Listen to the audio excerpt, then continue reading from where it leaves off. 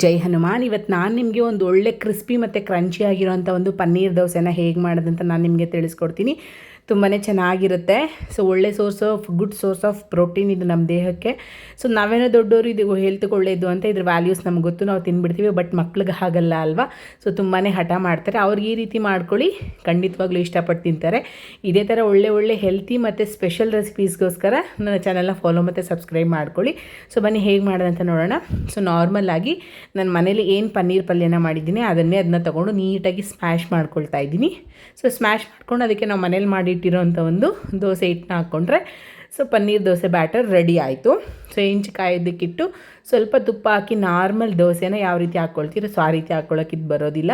So ಸಿಂಪಲ್ಲಾಗಿ so ಇವಾಗ ನೀವು ಪ್ಯಾನ್ ಕೇಕ್ ಯಾವ ರೀತಿ ಮಾಡ್ತೀರಾ ಆ ರೀತಿ ಮಾಡಿಕೊಂಡ್ರೆ ಸೊ ಸೂಪರಾಗಿ ಬರುತ್ತೆ. ಸೊ ಹಾಕ್ಬಿಟ್ಟು ಸುತ್ತು ನೀವು ಸ್ವಲ್ಪ ತುಪ್ಪ ಅಥವಾ ಎಣ್ಣೆ ನಿಮ್ಗೆ ಏನು ಬೇಕೋ ಅದನ್ನು ಹಾಕ್ಕೊಂಡೆ ಸೊ ಎರಡು ಸೈಡೂ ಲೋ ಫ್ಲೇಮಲ್ಲಿ ಬೇಯಿಸ್ಕೊಬೇಕು. ಹೈ ಫ್ಲೇಮಲ್ಲಿ ಬೇಯಿಸಿದ್ರೆ ಮಂದ ಇರೋದ್ರಿಂದ ಸೊ ಚೆನ್ನಾಗಿರೋದಿಲ್ಲ. ಲೋ ಫ್ಲೇಮಲ್ಲಿ ಸೊ ನೀಟಾಗಿ ಸಾಫ್ಟಾಗಿ ಬೇಯಿಸ್ಕೊಂಡ್ರೆ ಒಂದೊಳ್ಳೆ ಸ್ನ್ಯಾಕಾಗೂ ರೆಡಿ ಆಗುತ್ತೆ, ಬ್ರೇಕ್ಫಾಸ್ಟಾಗೂ ರೆಡಿ ಆಗುತ್ತೆ. ಮಕ್ಕಳಿಗೆ ಈ ರೀತಿ ಮಾಡಿಕೊಡಿ, ಯಾಕೆ ಅವ್ರು ತಿನ್ನೋದಿಲ್ಲ ಅಂತ ನೋಡೋಣ. ಸೊ ಇಷ್ಟಪಟ್ಟು ತಿಂತಾರೆ, ಯಾಕಂದರೆ ಈ ಪನ್ನೀರು ಸ್ವಲ್ಪ ದೋಸೆ ಜೊತೆಲಿ ಮಿಕ್ಸ್ ಆಗಿ ಬಾಯ್ಲ್ ಆಗಿರೋದ್ರಿಂದ ಕ್ರಂಚಿಯಾಗಿ ಕ್ರಿಸ್ಪಿಯಾಗಿ ತುಂಬಾ ಚೆನ್ನಾಗಿರುತ್ತೆ.